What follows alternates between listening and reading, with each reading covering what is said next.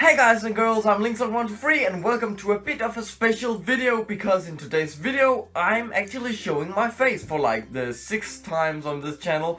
So it's not happening so much on this channel. It's basically rarely happens. I don't know why, but I just don't feel like for showing my face. It's not because I want to hide something, but most of the videos that I'm making is basically just for about Zelda Ocarina of Time, and you don't need to show your face there.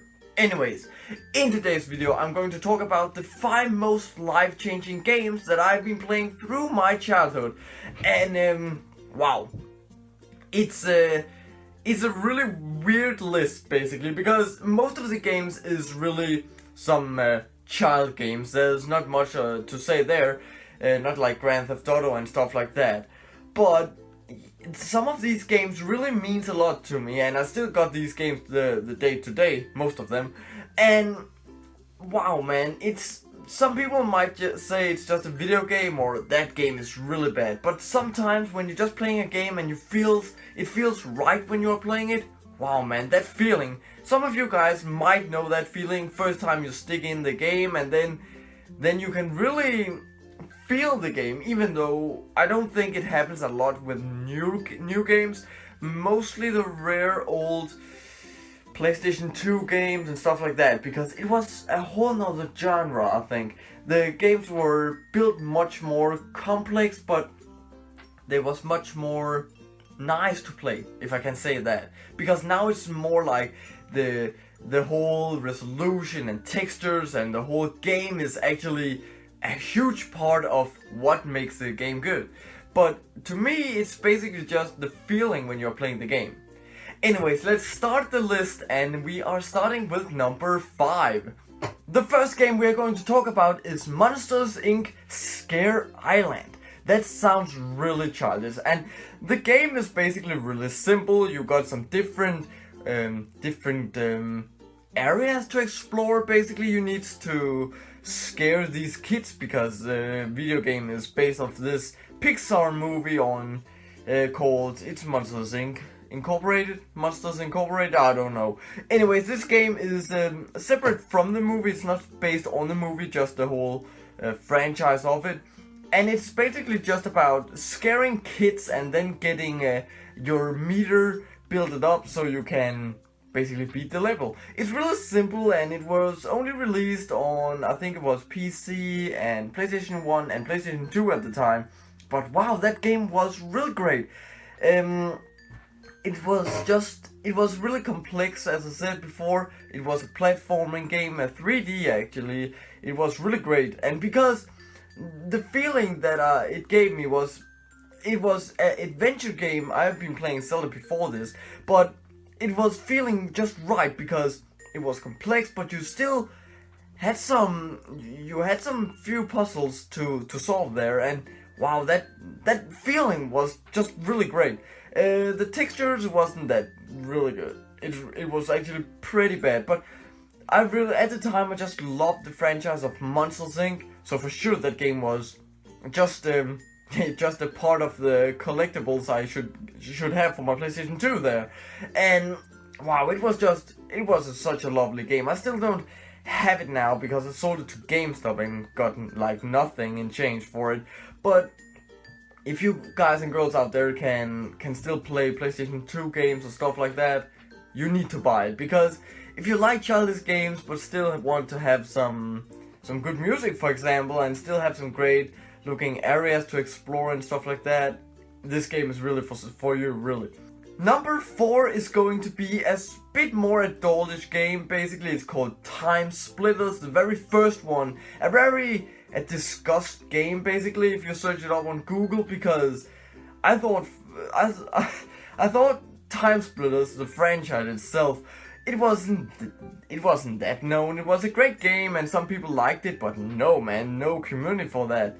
But wow man, if you just dig down a bit in Google, a lot of people is actually loving that franchise. A lot of people is talking about number 2 and number 3 in this franchise, because I think number 3 wasn't released. Sadly, because the whole franchise is a great shooting game.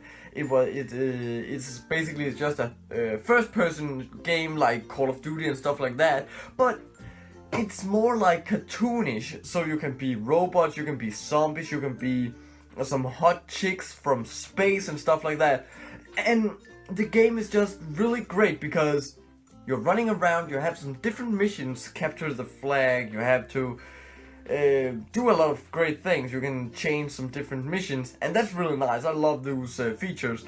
But the greatest thing with the first game, it's more simplistic than the other ones, or the other one, is the whole game is basically really simple. You need to find a level, and then you need to find a treasure, and then return it to where you started out the level. So it's basically just capture the flag in all levels. But you're still feeling like there is some puzzling there, because you can still explore and you can still do a lot of things, but you just have this main mission. But the best thing with this game is actually the two-player part, because while you are unlocking all of the different levels in the game, you can actually still be playing the exact same level in two-player mode, so you can fight against each other like free for all and stuff like that, but still capture the flag, for example, and a lot of features there. You can even set your own bots. You can set your own bot set, I think it's called, so you can basically say, I want to be against the policeman, and you're still the zombies. So that's really cool. Also, the weapons they are really great. You got machine guns, you got automatic shotguns, you got grenade launchers, you got a lot of different weaponry. And even though it's not feeling like you're playing Call of Duty, even though it's a first-person shooting game, and you still have these kind of same weapons, and probably some of the missions can still feel like Call of Duty. But since it's so cartoonish, it's just feeling like a different game. I think games like that is not being created anymore. Basically, Borderlands could be something near that, because it's still this cartoonish first-person game. But yeah, don't hang me up on that, because I haven't been playing Borderlands so much, so I can't talk too much about it. Basically, that's everything for Timesplitters. Correct me if I'm wrong, but I think the first one is better than the second one, because the second one was more focused on missions and stuff like that. The first one is basically just run and gun stuff. Game number 3, or actually the two next games under number 3, is Harry Potter, Sorcerer's Stone and Chamber of Secrets for the PlayStation 2. These games is extremely great. They have just changed my whole mind, because basically they made me listen to more classical music and stuff like that, because the music in these games is just well fitting. I think it's even better than the actual music that appears in the movies, and that's really hard to beat. But the music in the films is great, but the music in the games is just well fitting and still have this charming style over it. You can really feel like you are a wizard, Harry. No, they fit it really well, but you feels like you are a wizard at Hogwarts, and you got these different missions to do around Hogwarts, and you still explores Hogwarts while you're doing these missions. A really great combination. Sadly, the whole franchise of Harry Potter gaming really got destroyed when they released the later ones back in 2010, I think. 10, maybe a bit earlier, I don't know. But yeah, it was just a run and gun, just like Timesplitters. But Harry Potter is not a run and gun. You need to explore, you need to do some different missions, probably talk with the different students on Hogwarts. But no, you need to run around and kill somebody with your wand, not wife. Anyways, a lot of things can be said about these games, because some people means it's like the third and fourth, which is the best games in that franchise. But I still think Harry Potter 1 and 2 for the PlayStation 2, also PlayStation 1, got some different kind of style in gaming there, because my dream is really visiting Hogwarts and being like Harry Potter there, because just the whole place is such a fantastic place, really. Just looking at the different areas around Hogwarts and the forest and the whole mood, the whole theme around Hogwarts is just fantastic, and it's really unique for those games to feel like you are at Hogwarts as a student. Maybe it's not a normal life at Hogwarts because you're fighting a basilisk in the second one, but you know what I mean, the feeling about running around in Hogwarts and collecting wizard cards and stuff like that, it's unique, because I don't think that feeling appears around in the other games. The other games is great, some of them, but they can't beat the second and the first one, really. The second game I'm going to talk about is something that lays deep in my heart. It's basically the best Player 2 game that I can ever imagine, and for sure that is Super Mario Kart Wii, or Mario Kart Wii, whatever you want to call it. That game is something that is timeless. I can't explain how much love I got for this game, because I got the game back in 2010 when I got my Wii first time at Christmas, and I've been playing that game ever since with my friend Emil. It's that feeling when we are putting the disc in the Wii and basically just taking a 16 round race, and maybe with some bots and stuff like that. It's just wow. The music is really great fitting. The levels around the whole game is just nice, and you can keep exploring them, finding shortcuts and stuff like that. And wow, the whole game is just fantastic. It's actually some few months ago I just completed the whole game 100%, but in like 5 years I haven't been completing the whole game because I still missed out to get Rosalina. You can get her by getting a save file from Super Mario Galaxy, or you can beat, I think it's mirrored with 2 stars, I don't know why. But yeah, it's like 7 years I've been playing this game with my friend, and we haven't still beaten this game. It's a fantastic feeling when you are finally beating this game 100%, and you can look back on all the great times that we have been playing this game, because the feeling about Mario Kart Wii is something special. I don't think a Mario Kart 8 or to Switch or Wii U or anything can beat this feeling, because Mario Kart Wii is just something special. You can't do so much, but you can play as your Mii characters in some specific cars, and that's pretty cool though. But that feature also appears in future games, so that's nothing new. But just the whole game and the whole, can I say storyline? Probably not, but just everything. I can't even talk.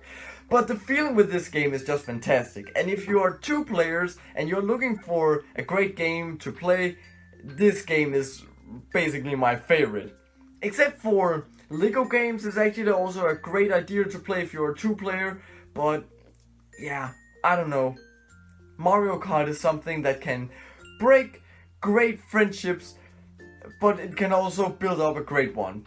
Basically, that's the main title of that game.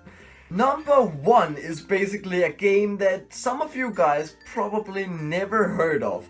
If you are a great Lord of the Rings fan and the Hobbit fan, you might have heard about this game. But if you haven't, it's time to listen now.